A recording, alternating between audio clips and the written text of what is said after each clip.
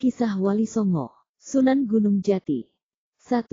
Asal-usul Sunan Gunung Jati. Dalam usia yang begitu muda, Syarif Hidayatullah ditinggal wafat oleh ayahnya. Ia ditunjuk untuk menggantikan kedudukannya sebagai Raja Mesir, tapi anak yang masih berusia 20 tahun itu tidak mau. Dia dan ibunya bermaksud pulang ke tanah Jawa berdakwah di Jawa Barat. Kedudukan ayahnya itu kemudian diberikan kepada adiknya, yaitu Syarif Nurullah. Sewaktu berada di negeri Mesir, Syarif Hidayatullah berguru kepada beberapa ulama besar di daratan Timur Tengah. Dalam usia muda itu ilmunya sudah sangat banyak, maka ketika pulang ke tanah leluhurnya yaitu Jawa, ia tidak merasa kesulitan melakukan dakwah. 2. Perjuangan Sunan Gunung Jati. Sering kali terjadi kerancuan antara nama Fathahillah dengan Syarif Hidayatullah yang bergelar Sunan Gunung Jati. Orang menganggap Fathahillah dan Syarif Hidayatullah adalah satu, tetapi yang benar adalah dua orang. Syarif Hidayatullah, cucu Raja Pajajaran, adalah seorang penyebar Islam di Jawa Barat yang kemudian disebut Sunan Gunung Jati.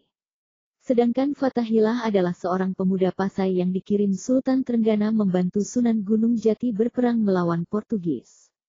Bukti bahwa Fathahillah bukan Sunan Gunung Jati adalah makam dekat Sunan Gunung Jati yang ada tulisan Tubagus Pasai adalah Fatullah atau Fathahillah atau Faletehan menurut lidah orang Portugis. Syarif Hidayatullah dan ibunya Syarifah Mudaim datang ke negeri Cirebon Larang, Jawa Barat pada tahun 1475 sesudah mampir dahulu di Gujarat dan Pasai untuk menambah pengalaman. Kedua orang itu disambut gembira oleh Pangeran Cakrabuana dan keluarganya. Syekh Datuk Kahfi sudah wafat, guru Pangeran Cakrabuana dan Syarifah Mudaim itu dimakamkan di Pasambangan. Dengan alasan agar selalu dekat dengan makam gurunya, Syarifah Mudaim minta diizinkan tinggal di Pasambangan atau Gunung Jati. Syarifah Mudaim dan putranya Syarif Hidayatullah meneruskan usaha Syekh Datuk Lahfi. Sehingga kemudian hari Syarif Hidayatullah terkenal sebagai Sunan Gunung Jati. Tibalah saat yang ditentukan, Pangeran Cakrabuana menikahkan anaknya yaitu Nyi Pakungwati dengan Syarif Hidayatullah. Selanjutnya yaitu pada tahun 1479 karena usia lanjut Pangeran Cakrabuana menyerahkan kekuasaan negeri Cirebon kepada Syarif Hidayatullah dengan gelar susuhan yaitu orang yang dijunjung tinggi.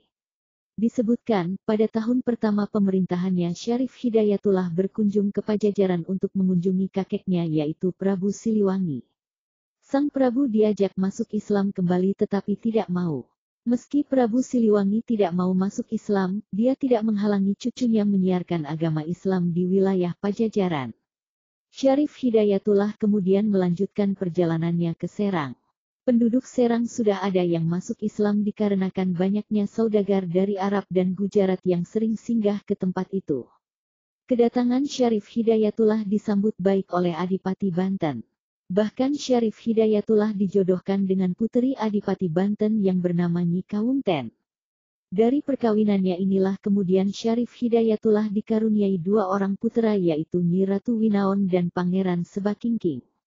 Dalam menyebarkan agama Islam di tanah Jawa, Syarif Hidayatullah atau Sunan Gunung Jati tidak bekerja sendirian, beliau sering bermusyawarah dengan anggota para wali lainnya di Masjid Demak. Bahkan disebutkan beliau juga membantu berdirinya Masjid Demak. Dari pergaulannya dengan Sultan Demak dan para wali lainnya ini akhirnya Syarif Hidayatullah mendirikan Kesultanan Pakungwati dan ia memproklamirkan diri sebagai raja yang pertama dengan gelar Sultan. Dengan berdirinya kesultanan tersebut Cirebon tidak lagi mengirim upeti kepada Pajajaran yang biasanya disalurkan lewat Kadipaten Galuh. Dengan bergabungnya prajurit dan perwira pilihan ke Cirebon maka makin bertambah besarlah pengaruh Kesultanan Pakungwati. Daerah-daerah lain seperti Surakarta, Japura, Wonogiri, Telaga dan lain-lain menyatakan diri menjadi wilayah Kesultanan Cirebon. Lebih-lebih dengan diperluasnya pelabuhan Muara Jati, makin bertambah besarlah Kesultanan Cirebon. Banyak pedagang besar dari negeri asing datang menjalin persahabatan.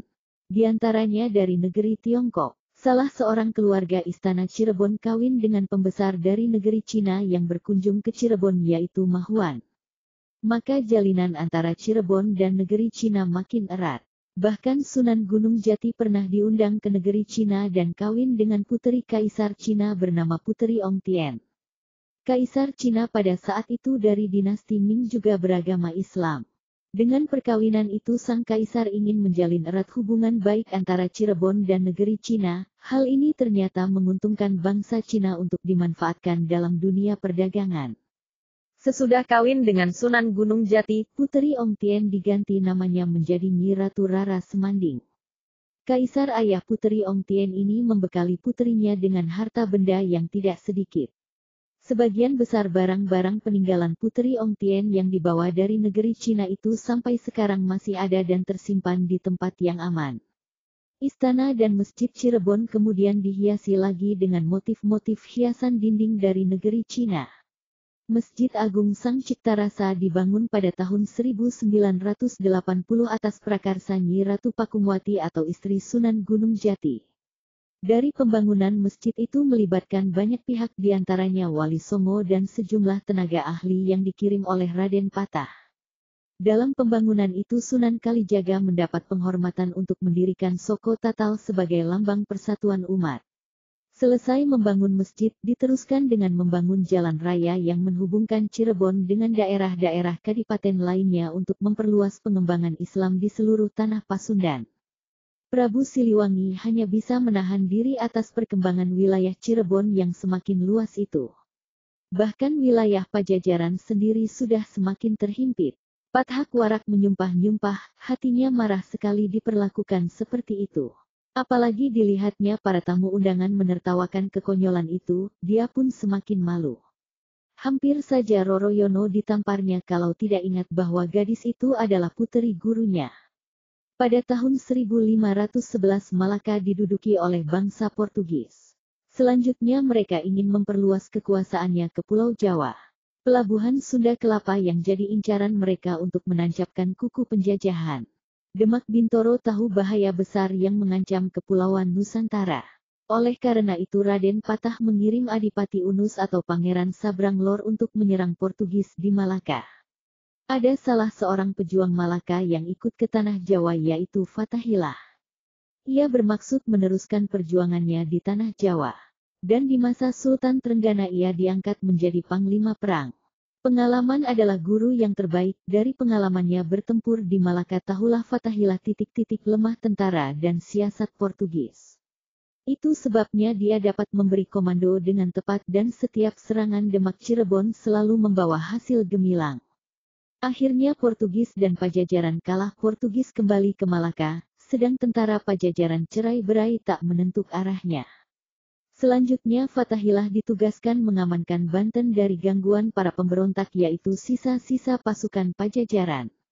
Usaha ini tidak menemui kesulitan karena Fatahillah dibantu putra Sunan Gunung Jati yang bernama Pangeran Sebakingking. Dikemudikan hari Pangeran Sebakingking ini menjadi penguasa Banten dengan gelar Pangeran Hasanuddin. Kurang lebih sekitar tahun 1479, Sunan Gunung Jati pergi ke daratan Cina dan tinggal di daerah Nanking. Di sana ia digelari dengan sebutan Maulana Insanul Kamil. Daratan Cina sejak lama dikenal sebagai gudangnya ilmu pengobatan, maka di sanalah Sunan Gunung Jati juga berdakwah dengan jalan memanfaatkan ilmu pengobatan. Beliau menguasai ilmu pengobatan tradisional. Di samping itu, pada setiap gerakan fisik dari ibadah sholat sebenarnya merupakan gerakan ringan dari terapi pijat atau akupuntur, terutama bila seseorang mau mendirikan sholat dengan baik, benar lengkap dengan amalan sunnah dan tumaninahnya. Dengan mengajak masyarakat Cina agar tidak makan daging babi yang mengandung cacing pita, dan giat mendirikan sholat 5 waktu, maka orang yang berobat kepada Sunan Gunung Jati banyak yang sembuh sehingga nama Gunung Jati menjadi terkenal di seluruh daratan Cina. Di negeri naga itu Sunan Gunung Jati berkenalan dengan Jenderal Cheng Ho dan sekretaris kerajaan bernama Mahuan, serta Fei Sin. Ketiga orang ini sudah masuk Islam. Pada suatu ketika Sunan Gunung Jati berkunjung ke hadapan Kaisar Honggi, pengganti Kaisar Yunglo dengan puteri Kaisar yang bernama Ongtien. Menurut versi lain yang mirip sebuah legenda, sebenarnya kedatangan Sunan Gunung Jati di negeri Cina adalah karena tidak sengaja. Pada suatu malam, beliau hendak melaksanakan sholat tahajud. Beliau hendak sholat di rumah tetapi tidak khusyuk, lalu beliau sholat di masjid juga belum khusyuk. Beliau heran padahal bagi para wali, sholat tahajud itu adalah kewajiban yang harus dilaksanakan dengan sebaik-baiknya. Kemudian Sunan Gunung Jati sholat di atas perahu dengan khusyuk. Bahkan dapat tidur dengan nyenyak setelah sholat dan berdoa. Ketika beliau terbangun beliau merasa kaget. Daratan Pulau Jawa tidak nampak lagi. Tanpa sepengetahuannya beliau telah dihanyutkan ombak hingga sampai ke negeri Cina. Di negeri Cina beliau membuka praktek pengobatan. Penduduk Cina yang berobat disuruhnya melaksanakan sholat. Setelah mengerjakan sholat mereka sembuh. Makin hari namanya makin terkenal, beliau dianggap sebagai Sinsei yang berkepandaian tinggi terdengar oleh Kaisar. Sunan Gunung Jati dipanggil ke istana, Kaisar hendak menguji kepandaian Sunan Gunung Jati sebagai tabib. Dia pasti dapat mengetahui mana seorang yang hamil muda atau belum hamil. 2 orang puteri Kaisar disuruh maju. Seorang di antara mereka sudah bersuami dan sedang hamil muda atau baru 2 bulan. Sedang yang seorang lagi masih perawan namun perutnya diganjal dengan bantal sehingga nampak seperti orang hamil. Sementara yang benar-benar hamil perutnya masih kelihatan kecil sehingga nampak seperti orang yang belum hamil. "Hai tabib asing, mana di antara puteriku yang hamil?" tanya Kaisar. Sunan Gunung Jati diam sejenak. Ia berdoa kepada Tuhan. "Hai orang asing mengapa kau diam? Cepat kau jawab," teriak Kaisar Cina. "Dia," jawab Sunan Gunung Jati sembari menunjuk puteri Ong Tien yang masih perawan. Kaisar tertawa terbahak-bahak mendengar jawaban itu. Demikian pula seluruh balairung istana Kaisar. Namun kemudian tawa mereka terhenti, karena puteri Ong Tien menjerit keras sembari memegangi perut ia. "Ayah, saya benar-benar hamil." Maka gemparlah seisi istana. Ternyata bantal di perut Ong Tien telah lenyap entah kemana. Sementara perut puteri cantik itu benar-benar membesar seperti orang hamil. Kaisar menjadi murka. Sunan Gunung Jati diusir dari daratan Cina. Sunan Gunung Jati menurut, hari itu juga ia pamit pulau ke Pulau Jawa. Namun puteri Ong Tien ternyata terlanjur jatuh cinta kepada Sunan Gunung Jati maka dia minta kepada ayahnya agar diperbolehkan menyusul Sunan Gunung Jati ke Pulau Jawa. Kaisar Honggi akhirnya mengizinkan puterinya menyusul Sunan Gunung Jati ke Pulau Jawa. Puteri Ong Tien dibekali harta benda dan barang-barang berharga lainnya seperti bokor, guci emas dan permata. Puteri cantik itu dikawal oleh 3 orang pembesar kerajaan yaitu Pai Li Bang seorang menteri negara, Lai Guanchang dan Lai Guanhien. Pai Li Bang adalah salah seorang murid Sunan Gunung Jati tatkala beliau berdakwah di Cina. Dalam pelayarannya ke Pulau Jawa, mereka singgah di Kadipaten Sriwijaya. Begitu mereka datang para penduduk menyambutnya dengan meriah sekali. Mereka merasa heran. "Ada apa ini?" Pai Li Bang bertanya kepada tetua masyarakat Sriwijaya. Tetua masyarakat balik bertanya, "Siapa yang bernama Pai Li Bang?" "Saya sendiri," jawab Pai Li Bang. Kontan Pai Li Bang digotong penduduk di atas tandu. Dielu-elukan sebagai pemimpin besar. Dia dibawa ke istana Kadipaten Sriwijaya. Setelah duduk di kursi adipati Pai Li Bang bertanya, "Sebenarnya apa yang terjadi?" Tetua masyarakat itu menerangkan bahwa Adipati Aryo Damar selaku pemegang kekuasaan Sriwijaya telah meninggal dunia. Penduduk merasa bingung mencari penggantinya, karena putra Aryo Damar sudah menetap di Pulau Jawa, yaitu Raden Fatah dan Raden Hasan. Dalam kebingungan itulah muncul Sunan Gunung Jati. Beliau berpesan bahwa sebentar lagi akan datang rombongan muridnya dari negeri Cina, namanya Pai Li Bang. Muridnya itulah yang pantas menjadi pengganti Aryo Damar. Sebab muridnya itu adalah seorang menteri negara di negeri Cina. Setelah berpesan begitu Sunan Gunung Jati meneruskan pelayarannya ke Pulau Jawa. Pai Li Bang memang muridnya. Dia semakin kagum dengan gurunya yang ternyata mengetahui sebelum kejadian, tahu kalau dia bakal menyusul ke Pulau Jawa. Pai Li Bang tidak menolak keinginan gurunya, dia bersedia menjadi Adipati Sriwijaya. Dalam pemerintahannya Sriwijaya maju pesat sebagai kadipaten yang paling makmur dan aman. Setelah Pai Li Bang meninggal dunia maka nama Kadipaten Sriwijaya diganti menjadi nama Kadipaten Pai Li Bang. Dalam perkembangannya karena proses pengucapan lidah orang Sriwijaya maka lama-kelamaan Kadipaten itu lebih dikenal dengan sebutan Palembang hingga sekarang. Sementara itu Puteri Ongtien meneruskan pelayarannya hingga ke Pulau Jawa. Sampai di Cirebon dia mencari Sunan Gunung Jati, tapi Sunan Gunung Jati sedang berada di Luragung. Puteri itu pun menyusulnya. Pernikahan antara Puteri Ongtien dengan Sunan Gunung Jati terjadi pada tahun 1481, tapi sayang pada tahun 1485 Puteri Ongtien meninggal dunia. Maka jika Anda berkunjung ke makam Sunan Gunung Jati di Cirebon, janganlah merasa heran di sana banyak ornamen Cina dan nuansa Cina lainnya. Memang ornamen dan barang-barang antik itu berasal dari Cina. Wali Songo selalu bermusyawarah apabila menghadapi suatu masalah pelik yang berkembang di masyarakat. Termasuk kebijakan dakwah yang mereka lakukan kepada masyarakat Jawa. Mula-mula Sunan Ampel tidak setuju atas cara dakwah yang dilakukan Sunan Kalijaga dan Sunan Bonang.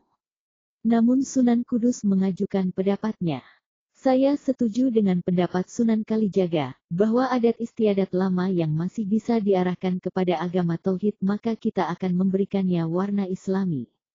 Sedang adat dan kepercayaan lama yang jelas-jelas menjurus ke arah kemusyrikan kita tinggal sama sekali. Sebagai misal gamelan dan wayang kulit kita bisa memberinya warna Islam sesuai dengan selera masyarakat. Adapun tentang kekhawatiran Kanjeng Sunan Ampel, saya mempunyai keyakinan bahwa di belakang hari akan ada orang yang menyempurnakannya. Adanya dua pendapat yang seakan bertentangan tersebut sebenarnya mengandung hikmah.